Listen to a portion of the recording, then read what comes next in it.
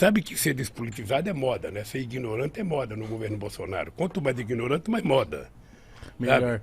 É, Quanto mais, melhor. Mas é isso que eu ia te perguntar. Por exemplo, eu vim de uma frota, Uma safra? de uma safra de pessoas que vem daquela coisa assim, mano, política não se discute, não quero saber dessas porra, é tudo um bando de safado, não quero saber de porra nenhuma. Então, ultimamente, por causa do meu trabalho, eu tenho que me informar, eu tenho que aprender.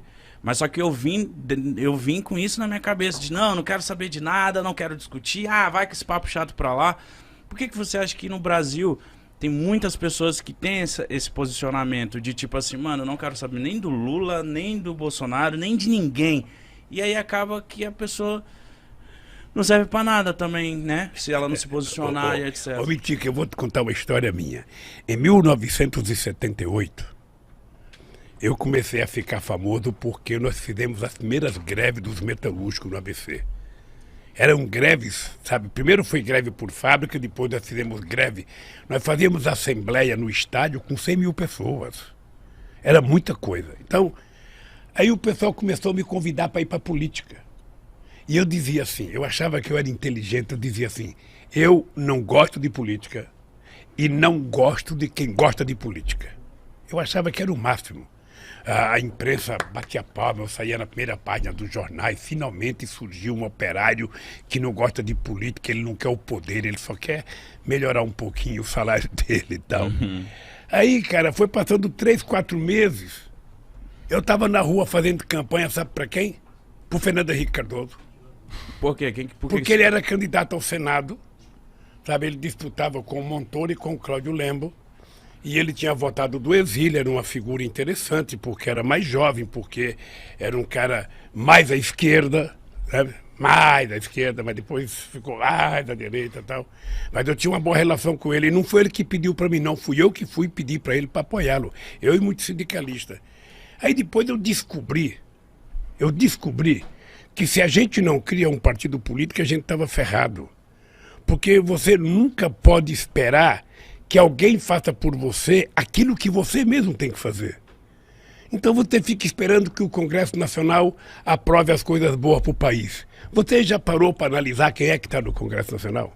Você já viu o prontuário de cada um? Você já viu a ficha de cada um? Você já viu a origem de cada um? Se você não vê isso, você não vai saber votar. Se você não vê, você vai votar equivocadamente. É como se você fosse colocar uma raposa no seu galinheiro achando que a raposa vai engordar as galinhas. Não vai, vai comer as galinhas. Então eu descobri que era preciso fazer um partido. Descobri porque eu fui no Congresso brigar para não aprovar uma lei. E quando eu cheguei lá, eu percebi que não tinha nenhum trabalhador. Aí então eu comecei a fazer política, sabe? Eu fui gostando da política, e eu achei que era o caminho. Se você está descontente com alguma coisa, é através da política que você vai mudar. Sabe? Então você tem que participar, você tem que saber como participar. Sabe? E quando eu digo isso, ô Mitica, eu digo o seguinte, veja, eu não acho que um artista, eu não acho que um cara tem que dizer eu voto em fulano, não tem que dizer nada, ele tem que ser profissional, fazer o programa dele, dizer o que ele vai entender. Ele é político na hora que ele vai votar, a não ser que ele queira assumir publicamente a tarefa. E eu então fui.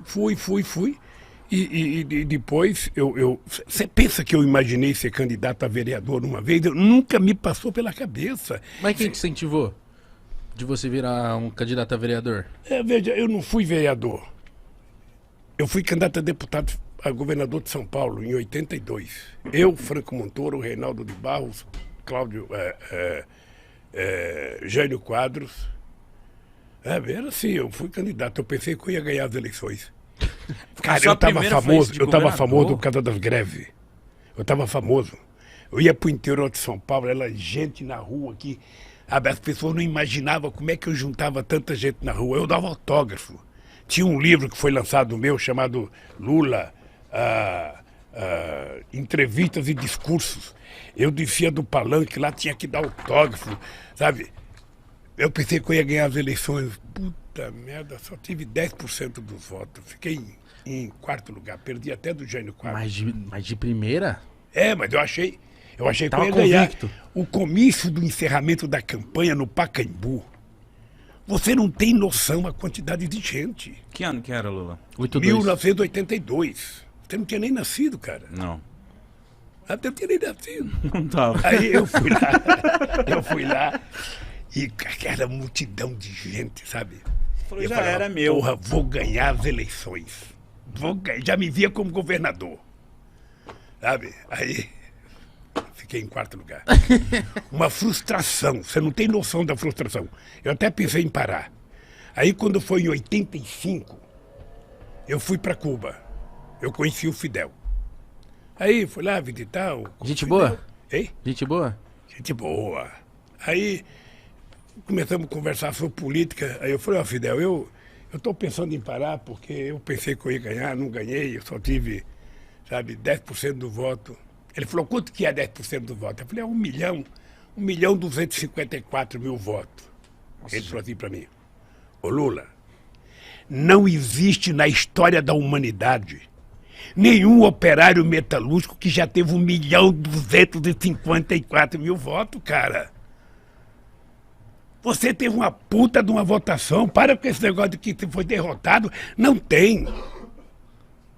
Aí eu falei, pô, eu sou bom. O Fidel falou, então... Sabe, então foi muito bom, porque isso me deu coragem de entrar na política, eu fui aprendendo. Era muito chato, porque eu imaginava que todo trabalhador ia votar em mim. Sabe, eu falava, bom, eu sou trabalhador, sou do Partido dos Trabalhadores, todo trabalhador vai votar em mim.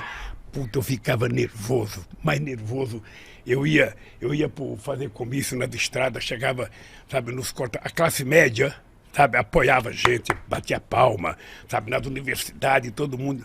Mas quando eu passava nos caras que estavam colhendo algodão, cortando cana, aí eu ia fazer passeata aqui em São Paulo, no centro de São Paulo. Aí quando tinha um trabalhador trabalhando numa construção na Casa Civil, todo mundo, Lula, Lula, um trabalhador. Aí já mandava, eu levantava a mão, cara. Mas por que você acha que você não era popular com os trabalhadores nessa época? Não, é porque é o seguinte, o povo não tinha o hábito de fazer política. Política era uma coisa estranha. Esse é um país em que demorou. A mulher só foi ter o seu primeiro voto em 1934 porque ganhou na justiça. Esse é um país que só votava dono de proprietário de terra, gente alfabetizada e gente que tinha conta até de 200 mil réis. Pobre, analfabeto e peão de fábrica jamais votava. Aí o pessoal também falava, pô, esse Lula é um analfabeto igual eu, porra, por que eu vou votar nele? Ele não tem condições. Aí eu descobri que leva tempo, viu, Gão? Leva tempo de você convencer as pessoas das coisas. Aí é um trabalho de muito debate, de muita discussão. Quando eu passo num lugar que eu vejo um cara ser contra a política, eu não acho ruim. Eu fico só imaginando que informação que ele recebe todo santo dia.